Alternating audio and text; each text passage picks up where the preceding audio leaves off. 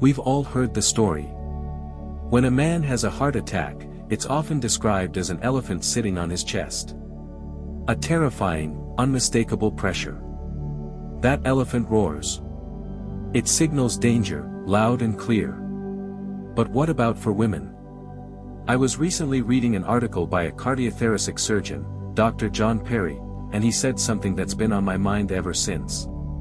He said that for women, the elephant is there, too. But it doesn't roar. It's silent. It slips into the room, not through the front door, but through a side entrance we never suspect. It comes disguised as something most of us have in our medicine cabinets, heartburn. And that marks the beginning of one of the most deadly and common mix-ups in senior health today, the battle between heartburn and heart attack. That article led me to a story. A story about a 62-year-old woman named Margaret. She started feeling a burning sensation in her chest after meals. At first, she did exactly what any of us would do. She took an antacid. She told herself she had eaten too much greasy food. She blamed it on her age, on those postmenopausal issues everyone talks about. For weeks, she fought her heartburn. But it wouldn't go away. Sometimes, that burning feeling came with a wave of mild nausea or a feeling of fatigue in the afternoon. She dismissed it all. She didn't want to bother her children. She didn't want to be seen as a complainer. She suffered in silence, convinced it was just a common discomfort. Until one morning, while watering her plants, the heartburn returned, but this time, it brought a strange pressure that spread to her back. And that's when she realized this wasn't her stomach. This was a silent heart attack in progress. Margaret's story isn't an isolated case. It's the reality for millions of women. They are experiencing real heart attack symptoms in women, but they are being tricked by their own brains and life experiences. So why does this happen? Why does a woman's body send such confusing signals? In today's video, with the help of insights from Dr. John Perry, we're going to dive deep into the epicenter of this confusion. We won't just list symptoms. We will decode them. We're going to understand why a heart in distress can speak through your stomach, and most importantly, how to recognize that warning. And make sure you stay with me until the end, because I'll be sharing a very simple, 30-second test that Dr. Perry suggested, a quick way to assess your own personal risk level based on 5 core factors. This is something everyone should know. But before we go deeper, I want to ask you this.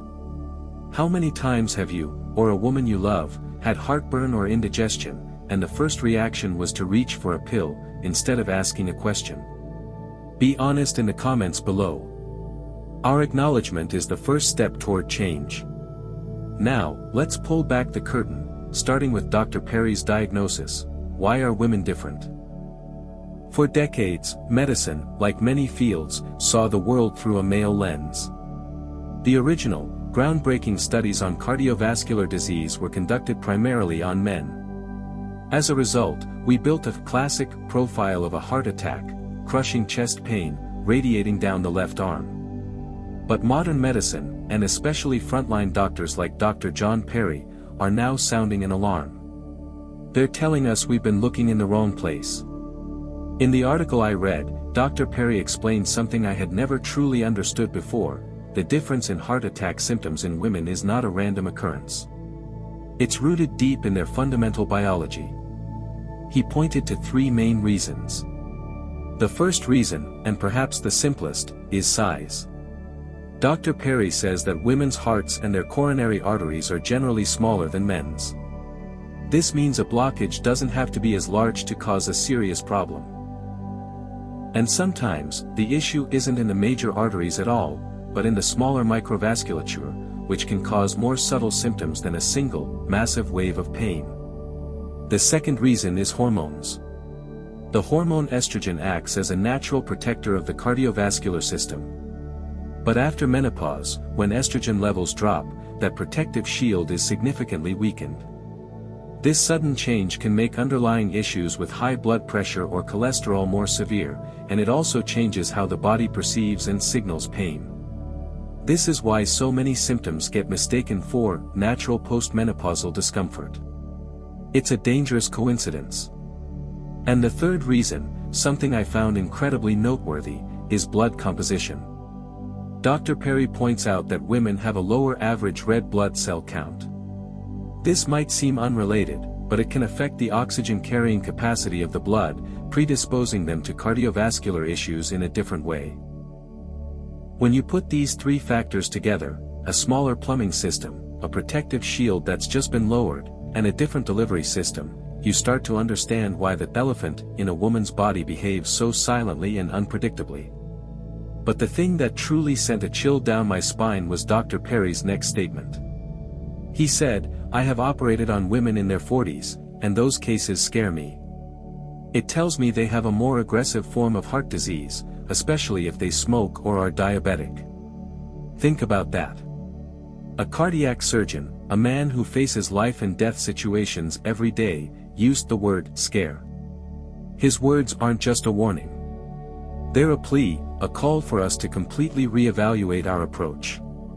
And it leads to an undeniable conclusion: we cannot apply the same set of rules to men and women. The signs of a heart attack in women require a new, more sensitive, and more sophisticated radar. We have to learn to listen for the whispers instead of just waiting for the screams. Recognizing this difference is the first and most critical step. But it also raises an even bigger question. If I am a woman, or if I care for a woman with multiple risk factors, what should I do? Where do I even begin? That's when we need something even more powerful than knowledge. We need a test, a way to quantify our own risk. And in our next segment, we're going to take that test together. Alright, let's pause for a moment. I want to invite you to do something with me, something personal, but incredibly important. No pen or paper needed, just a moment of honesty with yourself. I'm going to list 5 key risk factors for heart disease that Dr. Perry highlighted. For each one that applies to you, just silently acknowledge it to yourself, or hold up a finger. This isn't a quiz. This is a conversation between you and your own body.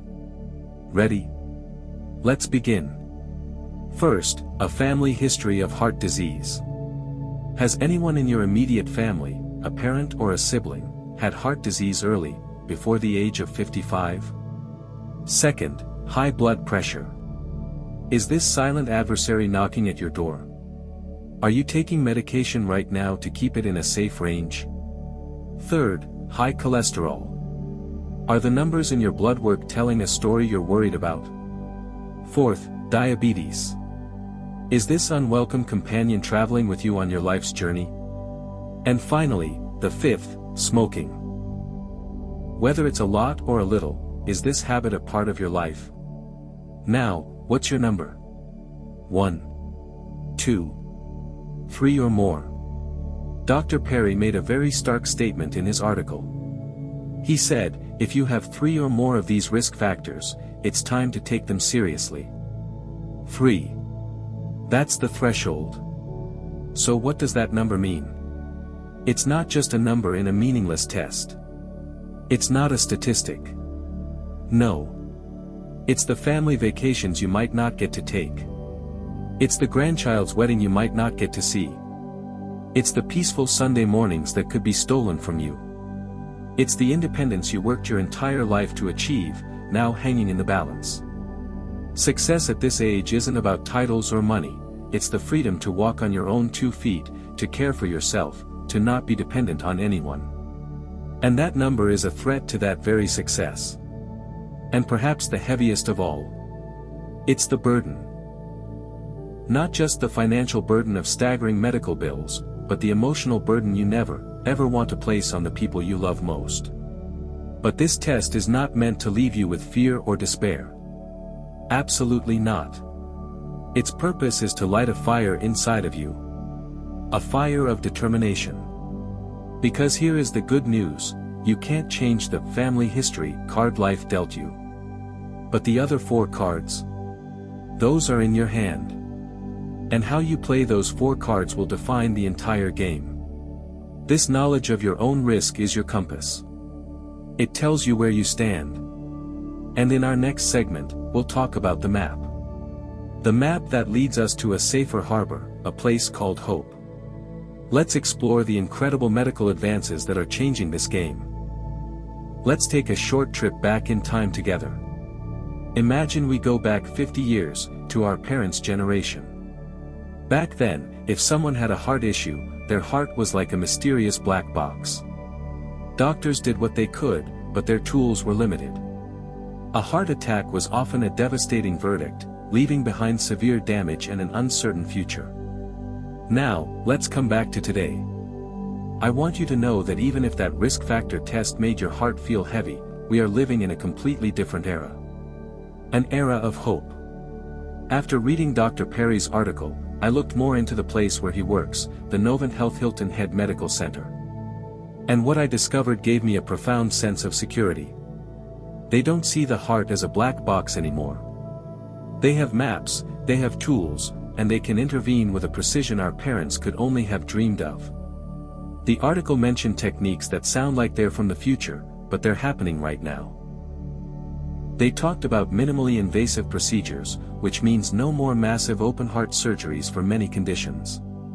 They talked about a one-time heart implant, performed by Dr. Timothy Alikakos, that helps patients with atrial fibrillation, or AFib, reduce their stroke risk and, crucially, can eliminate the need for lifelong blood thinners.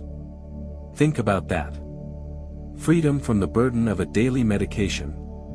That isn't just convenience, that's liberty. They talked about placing stents to open up arteries, implanting pacemakers to regulate the heart's rhythm. These aren't science fiction stories. This is what's happening today. So what does that mean for you, for me, for the people we love? It means more Christmases with the grandkids. It means more wedding anniversaries to celebrate with your spouse. It means you can confidently book that trip you've always dreamed of, without being haunted by worries about your cardiovascular disease risk. It means independence.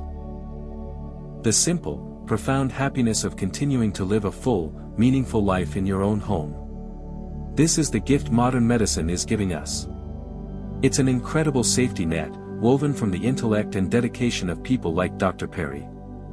But wisdom teaches us something even more important. The best way to survive a fall is to never have to rely on the net in the first place. And that's why in our final, and most important segment, we're not going to talk about doctors or hospitals. We're going to talk about you. We're going to talk about your personal battle plan, a simple but powerful tool to make you the best guardian of your own heart. Your doctor, as brilliant as they may be, has a blind spot. They only see a 15-minute snapshot of your health during an office visit. They don't see what happens at 2 in the morning. They don't see the wave of fatigue that hits you in the grocery store aisle. But you do. Your doctor has a secret weapon in the fight against a silent heart attack. And that weapon is you. You are the only one who can provide them with the most precious thing of all, data. Not vague complaints, but systematic data. When you walk into that office and say, "I feel tired," a doctor could think of 100 different causes. But when you say, "On Tuesday at 3 p.m., after walking up the stairs, I felt exhausted and it came with a burning sensation in my chest," you've just handed them the key to the right door. And to help you become the best possible partner to your doctor, I've created a tool that's not about a one-time check, but about building a habit. I call it the Atypical Symptom Diary. This isn't something complicated. It's a simple page you can download for free from the first link in the description. That page is divided into a few simple columns. Date, time, the exact moment the symptom appeared. Symptom, a brief description, e.g., heartburn, fatigue, back pain. Activity, what were you doing right before and during? E.g., after a meal, resting, walking. Accompanying sensations, this is the most important column. Did that heartburn come with a feeling of pressure? Did that fatigue come with shortness of breath? Why is this tool so powerful? Because it turns vague anxiety into clear data. It gives you peace of mind, knowing you are taking controlled, meaningful action. It transforms you from a passive patient who only answers questions into an active partner in your own healthcare. It gives you control and empowerment. And most importantly, it's a gift of reassurance to your loved ones. It tells them, I'm listening to my body. I'm on top of this. So please, download it. Start using it today, not because you're afraid, but because you are wise, and you are prepared. In the end, remember that a family history of heart disease is a factor you cannot change, but it is not a sentence. It is a call to action. It is the motivation to play the other 4 cards in your hand as brilliantly as you possibly can. Thank you for joining me on this journey today.